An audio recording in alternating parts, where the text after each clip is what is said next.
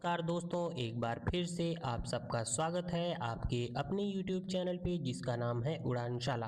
तो दोस्तों, आज हम प्राचीन इतिहास का क्लास सेकंड देखने वाले हैं दोस्तों, जिसमें हम लोगों ने पिछले क्लास में हम लोगों ने बौद्ध धर्म तक पूरा देख लिया था। पाषाण काल से लेकर के बौद्ध धर्म तक सब कुछ देख लिया था। आज हम लोग जैन धर्म के बारे में देखने वाले हैं और महावीर के बारे में भी देखने वाले हैं दोस्तों। तो चलिए दोस्तों, स्टार्ट करते हैं। सबके साथ दोस्तों प्रीवियस ईयर क्वेश्चन है, तो चलिए स्टार्ट करते हैं। पहला क्वेश्चन आता है हम लोगों का कि महावीर की पुत्री का नाम क्या था। तो महावीर की पुत्री का नाम क्या था? अनुज्ञा था। अनुज्ञा प्रियदर्शिनी, ठीक है। अनुज्ञा या प्रियदर्शिनी इसको कहा जाता था। महावीर स्वामी को ज्ञान प्राप्त कहाँ हुआ था? तो महावीर स्वामी को ज्ञान प्राप्ति कहाँ पर हुई थी? जाम्भिक ग्राम में हुआ था, ऋजुपालिका नदी के किनारे पर। और किस वृक्ष के नीचे? तो साल वृक्ष के नीचे। ये जरूर पूछा जाता है दोस्तों, या तो वृक्ष पूछ देगा आपसे, या तो नदी पूछ देगा, या तो ग्राम पूछ देगा, ठीक है। नेक्स्ट क्वेश्चन है, जैन धर्म में पूर्ण ज्ञान के लिए कौन सा शब्द इस्तेमाल होता है या फिर प्रयोग होता है? तो वो होता है कैवल्य। यदि आपको पूर्ण ज्ञान प्राप्त हो गया है जैन धर्म में तो आपको क्या कहा जाएगा? कैवल्य। नेक्स्ट क्वेश्चन है, जैन धर्म का परम लक्ष्य क्या है? मतलब जैन धर्म का उद्देश्य है क्या? तो उद्देश्य है इसका मोक्ष की प्राप्ति। जैन तीर्थंकरों की जीवनी का उल्लेख कहाँ पर मिलता है? तो कल्प सूत्र में मिलता है, ठीक है। भगवती सूत्र भी इसी का है। याद रखिए, जिसमें सूत्र लग जाए वो जैन धर्म से संबंधित किताब है, ठीक है। नेक्स्ट क्वेश्चन है, महावीर ने प्रथम उपदेश कहाँ दिया था? पहला तो जो है कि राजगीर में दिया था, राजगृह जिसको बोला जाता था, और ये बिहार में है। नेक्स्ट क्वेश्चन है, महावीर का प्रथम शिष्य कौन था या फिर प्रथम अनुयायी कौन था? शिष्य या अनुयायी एक ही बात है। तो जमाली था, जो कि कौन था? उनका दामाद था, ठीक है, प्रियदर्शनी का पति। नेक्स्ट क्वेश्चन है, महावीर के भिक्षु क्या कहलाते थे? तो महावीर के जो भिक्षु थे उसको क्या कहते थे? उनको गणधर कहते थे या गंधर्व कहा जाता था। महावीर के जो भिक्षु होते थे, जो भिक्षा मांग करके खाते थे। महावीर और बुद्ध दोनों ने उपदेश किसके शासनकाल में दिया था? तो मगध नरेश बिंबिसार के शासनकाल में। यानी आपसे ये क्वेश्चन बन सकता है कि कौन सा शासन, किस शासक के जो है कि शासनकाल में महावीर और बुद्ध ने दोनों ने एक साथ जो है कि उपदेश दिया था? तो वो थे बिंबिसार ने, ठीक है। नेक्स्ट क्वेश्चन है, बिंबिसार किस वंश का था शासक? तो हर्यक वंश का था। जैन धर्म के त्रिरत्न कौन कौन से हैं? तो के कौन कौन से हैं? सम्यक दर्शन, सम्यक ज्ञान, सम्यक आचरण। यानी दर्शन, ज्ञान, आचरण, ठीक है। दर्शन, ज्ञान और आचरण। नेक्स्ट क्वेश्चन है, जैन धर्म के दो संप्रदाय कौन कौन से हैं? ठीक है, जैसे बुद्ध बौद्ध धर्म जो है कि दो संप्रदायों में बट गया था ना दोस्तों, हीनयान और महायान, चतुर्थ बौद्ध संगीति में। तो जो है कि वैसे ही जैन धर्म भी दो भागों में बट गया था, श्वेतांबर और दिगंबर, ठीक है। तो श्वेतांबर संप्रदाय के संस्थापक कौन थे? वो थे स्थूलभद्र या फिर स्थूल बाहु बाहु कहा जाता है, ठीक है दोस्तों। और जो दिगंबर संप्रदाय के संस्थापक थे वो कौन थे? भद्रबाहु, ठीक है। नेक्स्ट क्वेश्चन है, कल्प सूत्र की रचना किसने की थी? कल्प सूत्र की रचना किसने की थी? तो की थी भद्रबाहु ने, ठीक है। जैन साहित्य को क्या कहा जाता है? जैन साहित्य को कहा जाता है आगम, ठीक है। नेक्स्ट क्वेश्चन है, आगम है, अंग है, उपांग है, कल्प सूत्र है, भगवती सूत्र है। तो ये सब जो है कि जैन धर्म से संबंधित किताबें हैं, ध्यान रखिएगा। प्रथम जैन सभा कब हुई थी? तो 300 ईसा पूर्व में हुई थी। और कहाँ पर हुई थी? तो पाटलिपुत्र में हुई थी। तो प्रथम जैन सभा जो कि हुई थी 300 ईसा पूर्व में, कहाँ पर हुई थी? तो ये हुई थी पाटलिपुत्र में। और इसकी अध्यक्षता किसने की थी? तो स्थूल बाहु ने। जैसे बौद्ध धर्म में 4 संगीतियाँ हुई ना, तो वैसे ही जो है कि जैन धर्म में 2 संगीतियाँ हुई थी। तो एक हुआ था 300 ईसा पूर्व में और एक हुआ था 512 ईसा पूर्व में, ठीक है। दूसरी जैन सभा कब हुई थी? 512 ईसा पूर्व में हुआ था। कहाँ पर हुआ था? वल्लभी में हुआ था, ठीक है। और इसकी जो है कि अध्यक्षता किसने की थी? तो देवार्ध क्षमा श्रवण की अध्यक्षता में, या फिर बहुत लोग इसको देवाधि श्रवण कहते हैं, ठीक है। तो इनकी अध्यक्षता में हुआ था। नेक्स्ट क्वेश्चन है, भारत में जैन धर्म का सबसे बड़ा समर्थक कौन था? तो वो था खारवेल। खारवेल कहाँ का शासक था? तो कलिंग का शासक था। कलिंग कहाँ पर है वर्तमान में? उड़ीसा में। यानी उड़ीसा का ही पुराना नाम क्या था? कलिंग था। तो खारवेल जैन धर्म का सबसे बड़ा अनुयायी शासक था, ठीक है। ये शासकों से संबंधित बहुत बार पूछा जाता है दोस्तों क्वेश्चन। नेक्स्ट है, आजीवक पंथ का प्रवर्तक कौन था? आजीवक पंथ का प्रवर्तक कौन था? तो मक्खली गोसाल, ठीक है। यानी आजीवक संप्रदाय के संस्थापक या प्रवर्तक कौन थे? तो मक्खली घोषाल या फिर मोगली पुत्तिस घोषाल, ये भी कहा जाता है। ठीक है, जो कि तीसरी बौद्ध संगीति की जो है कि अध्यक्ष रहे थे। नेक्स्ट है भागवत या वैष्णव संप्रदाय के जो है कि या फिर धर्म के प्रवर्तक कौन थे? तो वो थे श्री कृष्ण। ठीक है दोस्तों, तो भागवत या वैष्णव संप्रदाय के मतलब ये किन से संबंधित है? भागवत या ये प्रवर्तक नहीं दोस्तों, ये गलत है शब्द। ये ऐसा होना चाहिए कि भागवत धर्म के प्रवर्तक जो है कि किससे संबंधित होते हैं? तो श्री कृष्ण से। या फिर किसकी पूजा की जाती है? तो ये श्री कृष्ण की पूजा की जाती है। नेक्स्ट है श्रीमद् भागवत गीता किस भाषा में लिखी गई थी? तो संस्कृत में लिखी गई थी। ठीक है, नेक्स्ट क्वेश्चन है गीता का अंग्रेजी अनुवाद किसने किया था? तो गीता का अंग्रेजी अनुवाद किया था चार्ल्स विल्किंस ने। ठीक है, विल्किंस ने जो है कि गीता का अंग्रेजी में अनुवाद किया था। नेक्स्ट है भागवत धर्म से संबंधित प्राचीन अभिलेखीय साक्ष्य कौन सा है? जो कि भागवत धर्म से संबंधित है, वो प्राचीनतम अभिलेख कौन सा है? तो हेलियोडोरस का बेसनगर अभिलेख। ठीक है, तो बेसनगर अभिलेख जो है कि भागवत धर्म से संबंधित है, जो किसका है? हेलियोडोरस का है। नेक्स्ट है भक्ति आंदोलन का विकास कहाँ से हुआ था? तो भक्ति आंदोलन का विकास हुआ था अलवार संतों से। ठीक है, सूफी धर्म आंदोलन का विकास कब हुआ था? तो ये हुआ था 9वीं शताब्दी में। ध्यान रखिएगा, 9वीं शताब्दी में सूफी धर्म स्टार्ट हुआ था। इस्लाम धर्म के संस्थापक कौन थे? तो हजरत मोहम्मद साहब थे इस्लाम धर्म के संस्थापक। इनका जन्म कहाँ हुआ था और कब हुआ था? तो इनका जन्म हुआ था मक्का में और हुआ था 570 ईस्वी में। ठीक है, नेक्स्ट क्वेश्चन है हजरत मोहम्मद साहब को ज्ञान कब और कहाँ पर प्राप्त हुआ था? तो हजरत मोहम्मद साहब को ज्ञान प्राप्त हुआ था 610 ईस्वी में हीरा नामक गुफा में। ये भी पूछा जाता है दोस्तों कि कहाँ से, मतलब किस गुफा से प्राप्त हुआ था? तो हीरा नामक गुफा में हजरत मोहम्मद साहब को ज्ञान प्राप्त हुआ था। हिजरी संवत की शुरुआत कब हुई थी? 622 ईस्वी में हुई थी हिजरी संवत की शुरुआत।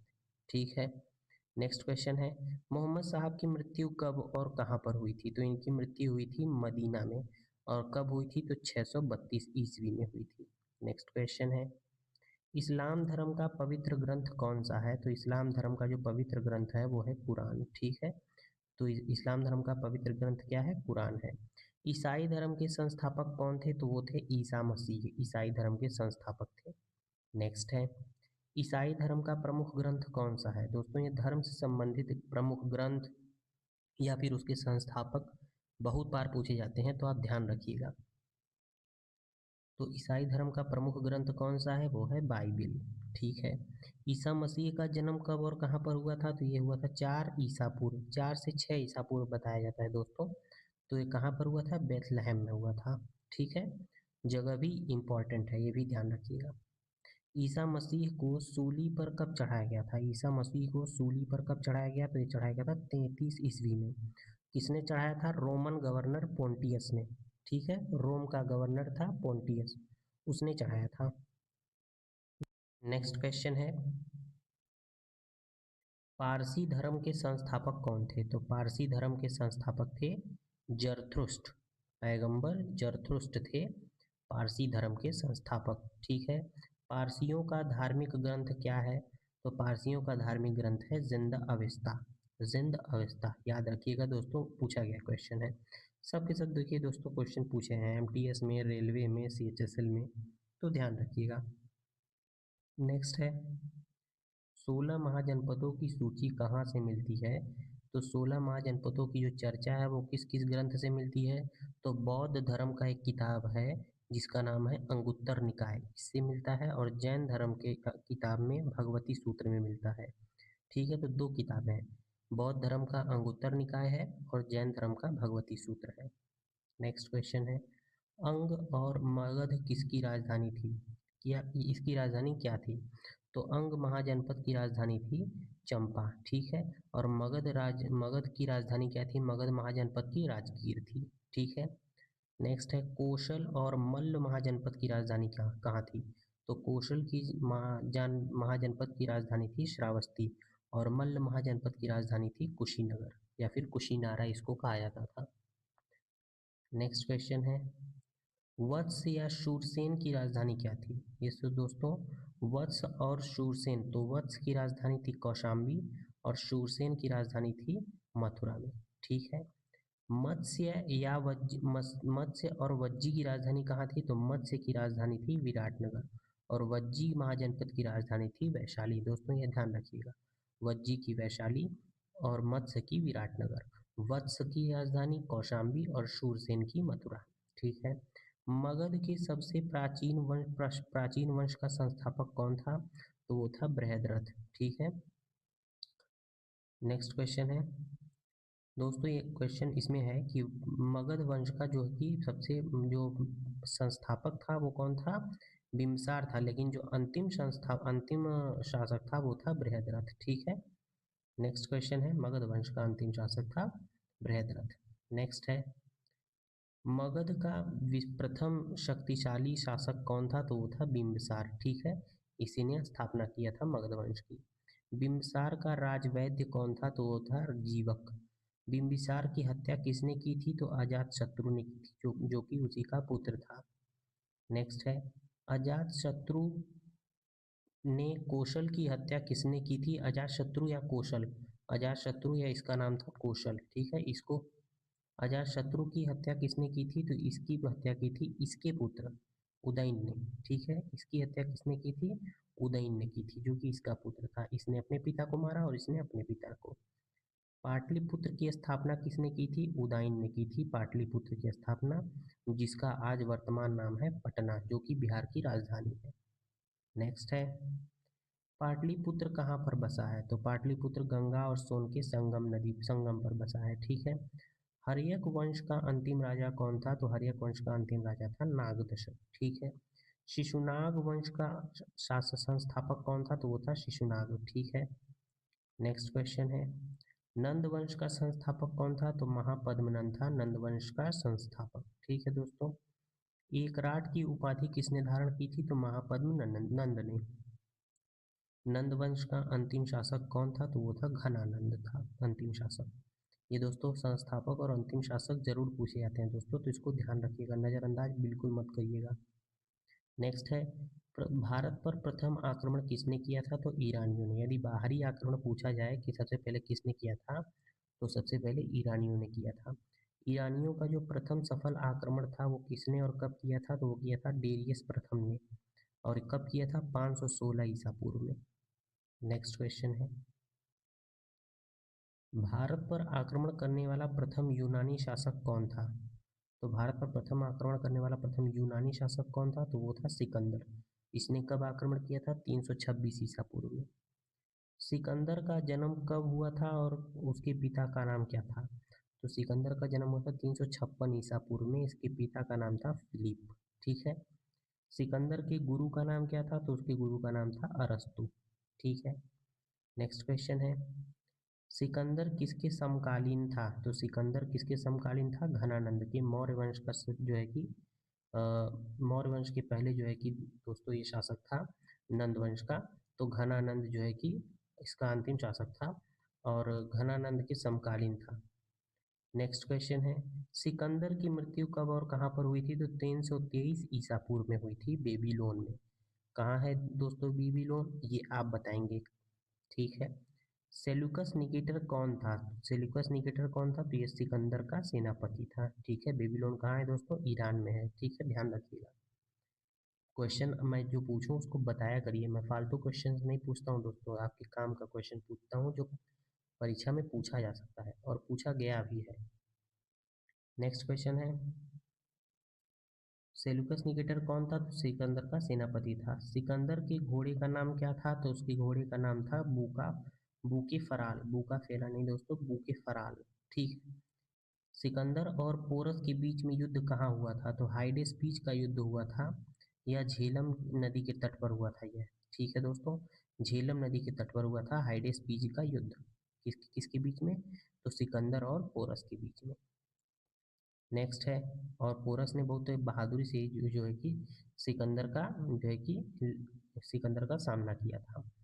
मौर्य वंश का संस्थापक कौन है? तो वो चंद्रगुप्त मौर्य है। ठीक है। मौर्य वंश की प्रचलित मुद्रा क्या थी? तो पण थी। पण, जिसको पण कहा जाता था, प्रचलित मुद्रा थी मौर्य वंश में। तो याद रखिएगा, पण किस वंश में चलता था? तो मौर्य वंश में। चंद्रगुप्त मौर्य किस धर्म का अनुयायी था?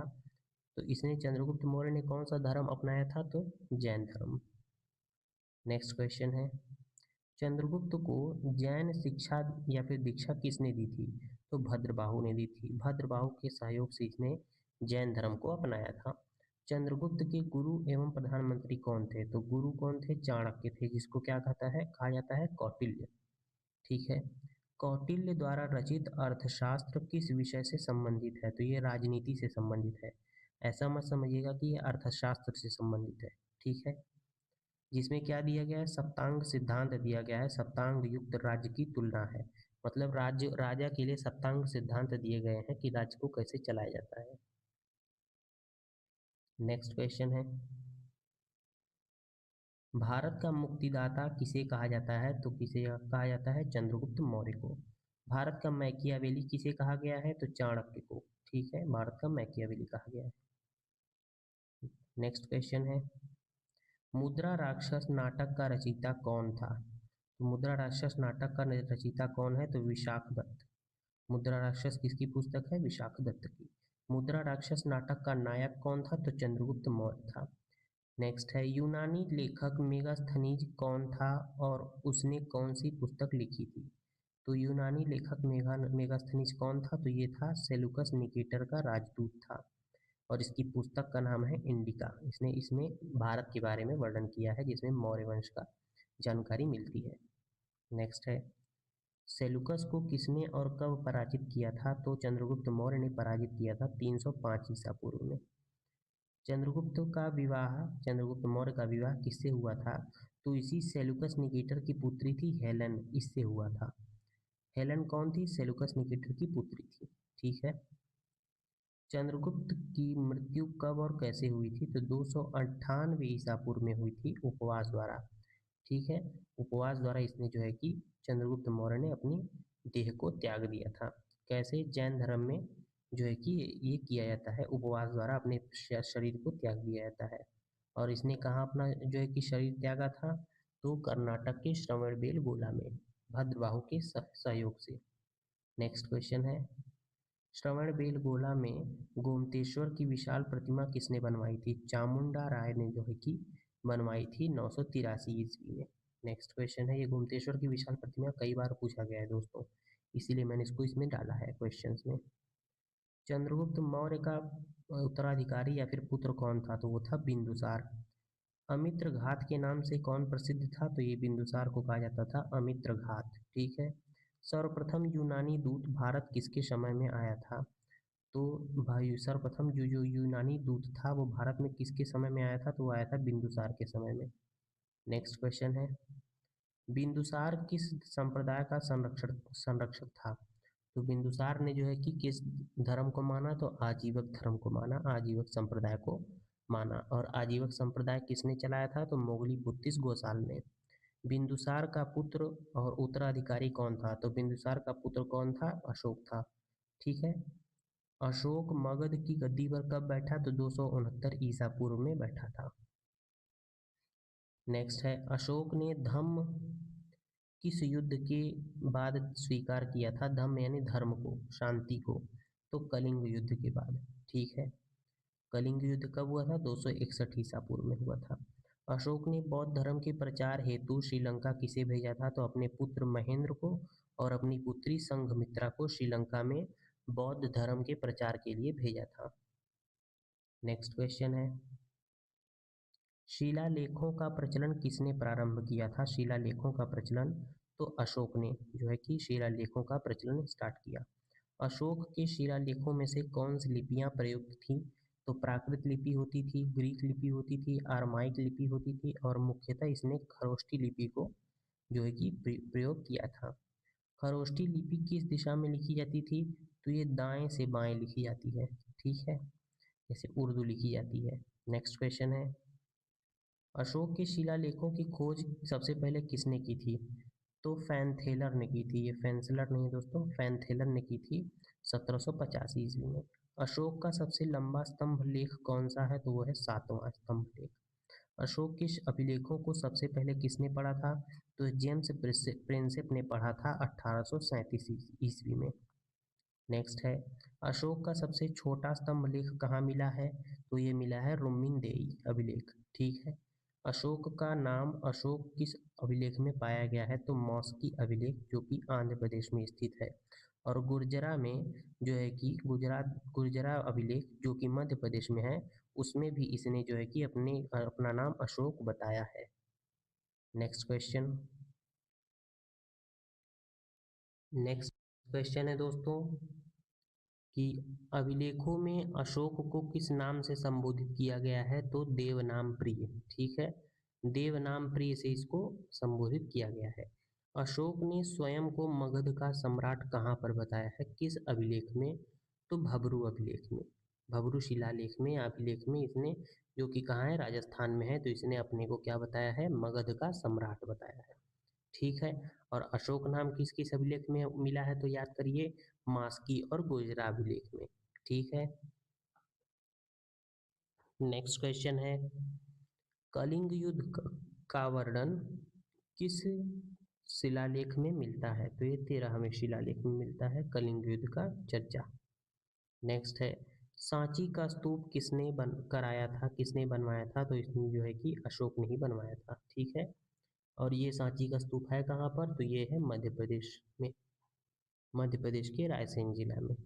भरहूत स्तूप का निर्माण किस काल में हुआ था? तो शुंग काल में हुआ था, शुंग शासकों के काल में हुआ था भरहूत स्तूप का निर्माण।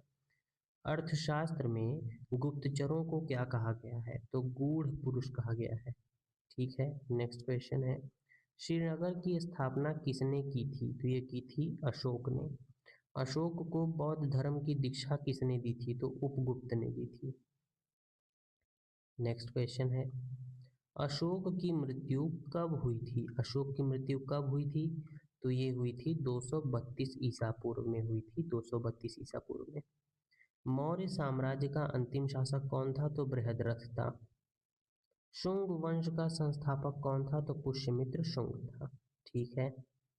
शुंग शासकों की राजधानी कहाँ पर थी? तो विदिशा में थी। पुष्यमित्र शुंग ने कितने अश्वमेध यज्ञ कराए थे? तो 2। मनुस्मृति की रचना किस काल में हुई थी? तो शुंग वंश में हुई थी, शुंग काल में हुई थी मनुस्मृति की रचना, जिसको ऋषि मनु ने लिखा था। पुष्यमित्र शुंग के पुरोहित कौन थे? तो पतंजलि थे। महाभाष्य के रचयिता कौन थे? पतंजलि थे महाभाष्य के रचयिता। ठीक है। नेक्स्ट क्वेश्चन है, योग दर्शन के प्रतिपादक कौन थे? योग दर्शन किसने लिखा है? तो योग दर्शन के प्रतिपादक कौन थे? पतंजलि थे। ठीक है। योग दर्शन के प्रतिपादक कौन थे? पतंजलि। भारत आने वाला यूनानी दूत हेलियोडोरस किस काल में आया था? तो शुंग काल में आया था। शुंग वंश का अंतिम शासक कौन था? तो देवभूति था। नेक्स्ट क्वेश्चन, कण्व वंश का संस्थापक कौन था? तो कण्व वंश का संस्थापक था वासुदेव। और कण्व वंश का अंतिम शासक कौन था? सुशर्मा था। इसमें ज़्यादा कुछ इंपॉर्टेंट नहीं था दोस्तों, बस संस्थापक और अंतिम शासक याद रखिए, बस खत्म। अब अगला हम लोग पढ़ेंगे सातवाहन वंश नेक्स्ट वीडियो में। ठीक है दोस्तों, मैं आपको अगर एक बार में पूरा बता दूं तो हमने जो है कि पढ़ लिया है हर्यक वंश, शिशुनाग वंश, नंद वंश, कर्ण वंश। ये जो है कि हमने 4 वंश मगध में पढ़ लिए हैं। ठीक है। अब अगला है सातवाहन वंश, बस। ठीक है दोस्तों, मौर्य वंश भी हम लोगों ने पढ़ लिया है। ठीक है। मौर्य वंश और शुंग वंश और कर्ण वंश ये पढ़ लिया है हम लोगों ने। देखिए एक बार फिर से, हर्यक वंश, शिशुनाग वंश, नंद वंश। ठीक है।